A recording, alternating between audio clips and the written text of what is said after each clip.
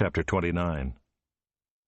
And David the king said to all the assembly, Solomon my son, whom alone God has chosen, is young and inexperienced, and the work is great, for the palace will not be for man, but for the Lord God.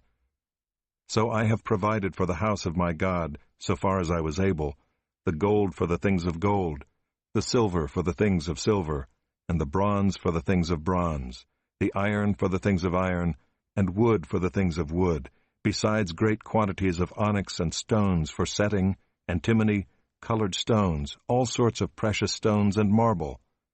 Moreover, in addition to all that I have provided for the holy house, I have a treasure of my own of gold and silver, and because of my devotion to the house of my God, I give it to the house of my God. 3,000 talents of the gold of Ophir, and 7,000 talents of refined silver, for overlaying the walls of the house, and for all the work to be done by craftsmen, gold for the things of gold, and silver for the things of silver.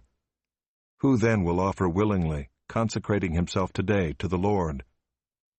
Then the leaders of fathers' houses made their freewill offerings, as did also the leaders of the tribes, the commanders of thousands and of hundreds, and the officers over the king's work.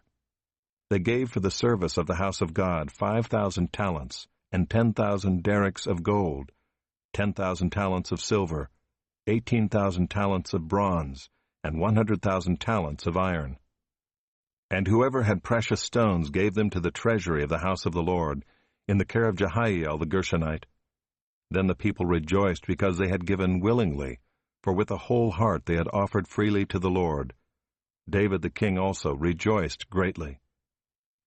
Therefore David blessed the Lord in the presence of all the assembly, and David said, Blessed are you, O Lord, the God of Israel our Father, forever and ever. Yours, O Lord, is the greatness and the power and the glory and the victory and the majesty. For all that is in the heavens and in the earth is yours. Yours is the kingdom, O Lord, and you are exalted as head above all. Both riches and honor come from you, and you rule over all. In your hand are power and might, and in your hand it is to make great and to give strength to all. And now we thank you, our God, and praise your glorious name. But who am I, and what is my people, that we should be able thus to offer willingly? For all things come from you, and of your own have we given you. For we are strangers before you and sojourners, as all our fathers were. Our days on the earth are like a shadow, and there is no abiding. O Lord our God, all this abundance that we have provided for building you a house for your holy name comes from your hand, and is all your own.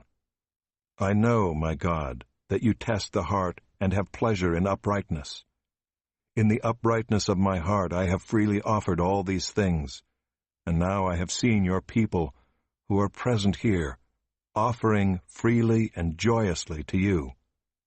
O Lord, the God of Abraham, Isaac, and Israel, our fathers, keep forever such purposes and thoughts in the hearts of your people, and direct their hearts toward you. Grant to Solomon my son a whole heart, that he may keep your commandments, your testimonies, and your statutes, performing all, and that he may build the palace for which I have made provision. Then David said to all the assembly, Bless the Lord your God. And all the assembly blessed the Lord, the God of their fathers, and bowed their heads and paid homage to the Lord and to the king.